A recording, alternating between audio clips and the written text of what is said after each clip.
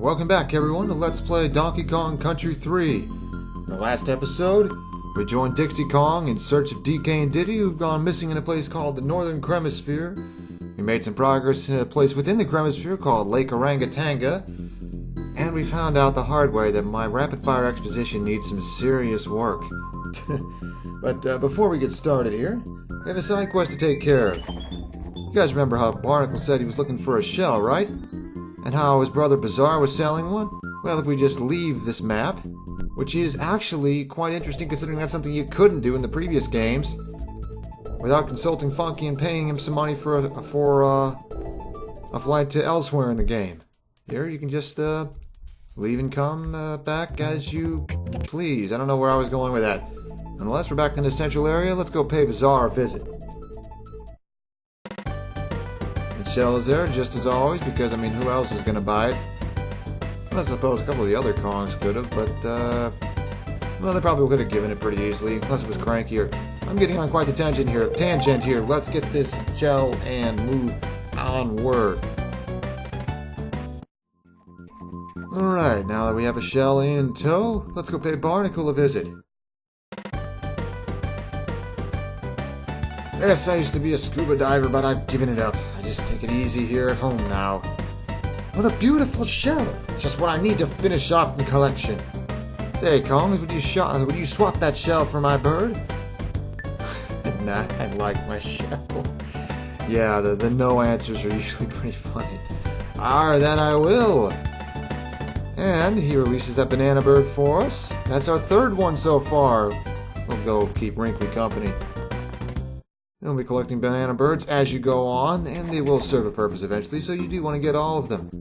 But now that that's out of the way, let's move on to our main goal right now, entering Skidda's Row. Couldn't resist, could you, Rare? Bet you didn't expect the snow level this early in the game. And just as you'd expect, and as the game showed us by having it spawn on that slope, ice physics are in play here to an extent. They're more present when you're on a sloped surface. Like so, I wasn't pressing anything there. But as it turns out, we're not the only ones affected by it for once. That guy's called a Skidda because, well, duh. Other than his semi-erratic movements, he's pretty easy to take care of. He's weak to anything just like a cobble, and you can actually run over or in front of this little house here. This presumably snowed-in house. That's only half the door there. Anyway, that guy there is a crimp. He's very similar to the claptraps and clampons of previous games. That chopping mouth means you can't attack them from the front without getting hurt. But you can take them out by jumping on them, or, more interestingly, attacking them from behind. Yes, in fact, unlike the XPs from the previous games, they won't just turn around and hit you anyway. Makes things a little easier. See a Skidda? And another one. Here's the first true bottomless pit of the game, and a little buddy. Don't fall in. Skidda on a slope, still not hard yet. There's a crimp, and a bonus barrel in plain sight.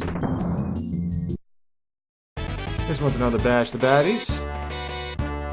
Not that hard. If the Skidda in question is below you, just jump on it. But if it's above you, it's easier to just attack it from the ground, as long as you are close enough to hit it, so that your animation doesn't run up and you don't get hit anyway. And it shoots us down onto a Barracorn and the O. Careful around this Skidda. You move quite a bit. And as we approach the star barrel and pass it, the level gets interesting. Now we have some snow in the foreground obscuring our vision, and a house that we can't run around because, as you can see, there's no path going around it. Still not much of a challenge, though. It is the first world. Here's a coin. And, well, to be honest, that puzzle's not all that hard. And this is actually a great place to demonstrate that the Kongs have different means of throwing barrels. Dixie, as you can see, holds barrels above her using her prehensile ponytail, I suppose it is. This lets her protect herself from above, but it does give her a bit of startup to her to when she throws the barrel, and it doesn't go very far. Alrighty. Meanwhile, Kitty Kong, just like Diddy before him, holds the barrel in front of him, serving as a shield, but leaving him vulnerable from above. And though he does have a bigger hitbox, he throws barrels harder and throws them faster. Meaning that if you need to sling weapons around, he's your best shot. Down here's another pit, and here's another interesting aspect of the Kongs. If you've played a previous game, you've seen this. You can actually roll off the side of the cliff and then jump while rolling. I suppose these apes have no need for the laws of physics, and that will become relevant later on. A couple more skitters, not all that hard. The snow clears up, and we have two here, and there's such an obvious way around them. They must be guarding something. And sure enough, that something is a bonus barrel. You just gotta get to the bonus coin with this one. Here's a knick-knack, a skidda, another knick-knack, another skidda. Not all that hard at all. And it drops us off by a bunch of bananas, and there's a bonus barrel if you do need to retry it. Down here we have another knick-knack, and you want to jump on that one because it's got a 1-up hidden next to it. Another barrel to clear out the path for us. So we only have one skidda to deal with instead of two. There's a couple more. Remember, roll into them if they're above you. Here's a G and another crimp, and I'm going to bring up something relevant. You see, I've seen a lot of complaints for how this game brings back vaguely similar enemies from previous games that act in similar ways. I hear some complaints about how, why are they going to bring back new enemies if they're just going to behave the same as ones from the previous games? Why not just bring back the old ones? Well, consider this. Was there anything like this type of level in any of the previous games? This heavily forested, temperate, continental, all the pine trees and everything here, that wasn't present in previous games. This is a whole new setting with, whole new characters. There's nothing here, by the way. Oh, whole new characters, whole new enemies. And it just wouldn't make sense for enemies from, say, the more jungly setting of Donkey Kong Country 1 or the more piratey-ish overall theme from 2 to be present in this game. It just wouldn't make sense. This place is more, this place is a little more temperate. This place is a little more forested, natural, a little bit of an industrial flair to it. It just wouldn't make sense. Honestly, I think the way they brought back different enemies that, they look different, they give the area they give the game this whole different flair to it, but they still behave differently so that all the same strategies from previous games still apply. I think that's more of a good thing than a bad thing, to be honest. But anyway, enough rambling on. The end of the level's been sitting here for ages, and let's just pull the flagpole up. Back out of the snow and ice just as soon as we've entered it. We'll find more of those levels later on in the game. Whether that's a good thing or not is a matter of personal taste. Here we have Murky Mill. Is it dark in here or is it just me? I guess the whole murky part of the name ain't just a name. And is in I guess that's a helix formation. A DK barrel and an Ellie barrel that you must touch to go on. Turns out we're going to be spending most of this level as the elephant. You'll get a real good feel for how she controls here. There's a couple Goomba stomps to take care of the enemies. Okay, under a very atmospheric light here. That's kind of really cool. You can even hear it creaking.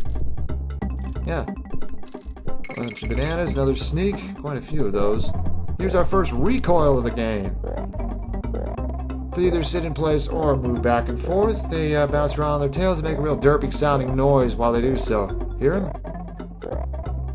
They're not that hard to take care of. Let's take this platform downward, which also makes a sound as you land on it. Yeah, cool, huh? And here we meet this level's main gimmick. You see, if there's an enemy, namely a sneak, near the lights and Ellie gets too close, she freaks out and runs for it.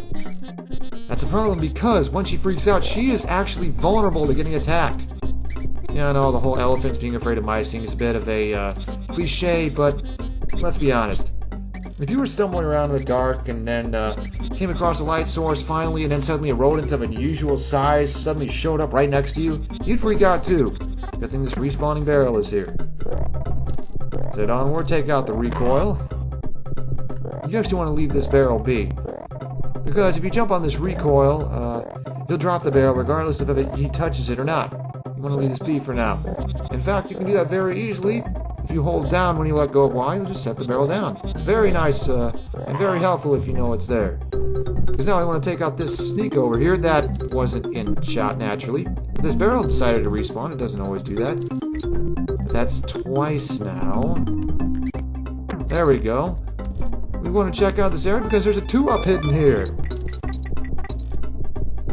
And off to the left here, we have a recoil bouncing back and forth. Not all that hard, and we can even get the O thanks to him. Another sneak, you want to grab him while he's out of range of the spotlight. Star barrel, a buzz guarding a trapdoor. Gee, I wonder what could be under that. Yep. Another Bash the Baddies challenge. You got 4 buzzes in a circular formation up here. You want to jump up and throw the barrel upward to catch them. Things get a little complicated because if you miss the barrel, you gotta wait a couple seconds for it to break and another one to respawn. But overall, it's still not too hard. Just a matter of timing. And it drops us right here. Let's use this steel keg to take out the sneak. I'm gonna just platform down. There's a DK barrel if you need it. Before we jump on this platform, we gotta go over here to find a coin, and well, this puzzle's pretty easy. For a little extra flair, you can use the trunk to pull the barrel toward him faster. You want this steel keg. Because we got another sneak here to take care of, past this red buzz, which actually is immune to barrels. In fact, there's nothing we've seen so far that can kill them. But surely they must have a weak point, right? Something that we'll run into in a later level? But for now, they're just obstacles we got to avoid. Bob and weave here, folks. Bob and weave. Another barrel. Let's set this one down and time this just right. And get hit, apparently. Okay, there we go. We'll have to double back to take care of that sneak. Most of the barrels in this level respawn, fortunately. Some are a little more finicky about it than others. Gotcha. There's the end. And here we gotta use Ellie's trunk to pull the barrel toward us to give us something to hit that rat with. Let's ride down here. And we want to go off to the left here. There's an arrow barrel waiting to shoot us up here. This might seem like a difficult puzzle here at first, but you saw what we did before, right? There goes the buzz, and hello, bonus barrel. This might seem simple by the type of challenge, but this is actually deceptively difficult because Ellie has a very big hitbox. You gotta really bob and weave here. I've been saying that quite a bit, haven't I? You wanna make sure the buzzes are on either side of you as you touch down from each jump, instead of having one catch you as you're jumping or having one swoop down to hit you just as you land.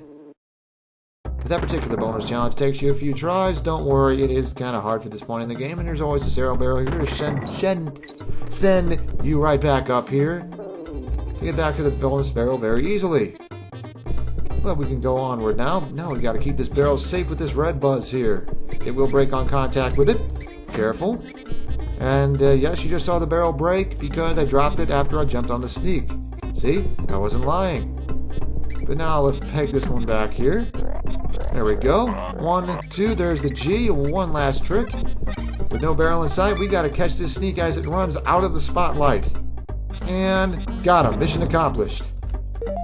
And if you pay attention, listen to the music here. The instrumentation in that little victory melody actually changes based on the type of level you're in. But now that we've got all these finished, we can finally take on the boss. Oh, hey, what's this?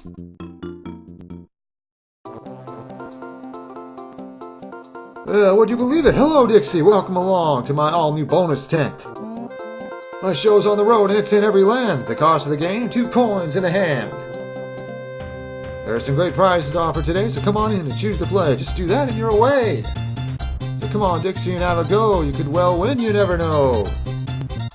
Alright, you convinced me, Swanky Kong. Let's play. There's 3 different types of games to play here. I'll demonstrate one of them each time I go through here. Let's start with head-to-head. And yep, here's where Cranky Kong's been camping out all game. So, looks like we're up against him in a shooting gallery with a twist. Move with the control pad. Press B to throw these balls at the targets. You see there's a little meter off to the right. Every target you hit moves the meter a little closer to you. The trick is to get it all the way up, and you win. That was surprisingly easy. Yeah, Cranky doesn't take losing very well. And a surprise? Nothing totally crucial, just some banana bunches and bear coins. You'll actually get one of each of those if you lose, so you don't lose a whole lot if you mess up.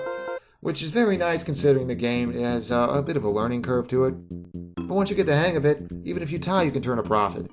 So eventually you can stock up quite a bit on lives and bear coins, even though it does take a while. It's just a fun little distraction, basically. Now that we're done with distractions, it's boss time. I mean, if the evil-looking exterior of this thing wasn't enough of a giveaway.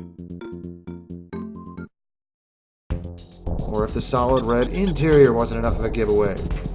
Down this trapdoor lies a DK barrel and our first boss, Belcha. A giant living barrel. Well, he doesn't really attack you so much as send barrels at you that have bugs inside them and slowly jump toward you. But there's this ominous looking pit off to the left side. And I don't know about you, but I am not about to get ringed out by another easy boss. So how you take care of him?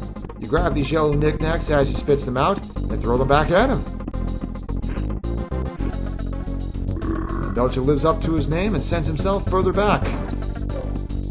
This turns into a bit of an interesting first boss fight, as you need to push him to the other end while keeping him from doing the same to you. And back he goes. So either Kong can really do this, but Kitty has an easier time throwing the beetles back in his mouth because he holds them straight in front of him, and his throws have, and he has a better throwing arm, and can you blame me, guys? It's a boss fight. It's hard to focus since he throws them harder and quicker than Dixie. Almost got him off to that narrow little platform that almost surely can't support his weight. One more, open wide, buddy. And he's trapped. Thanks to the bonus coin. I'll leave you here to rot. And now we take this conveniently placed cannon back to the entrance. And with that, Lake Orangatanga is cleared. Still no sign of DK or Diddy, but it looks like we know what happened to them. The Kremlings are at it again. And their latest creation is a giant living barrel, so they must be getting into some weird stuff. Good thing the rest of the Kong clan is here to knock them down a peg again, huh? Next time on Let's Play Donkey Kong Country 3, we explore onward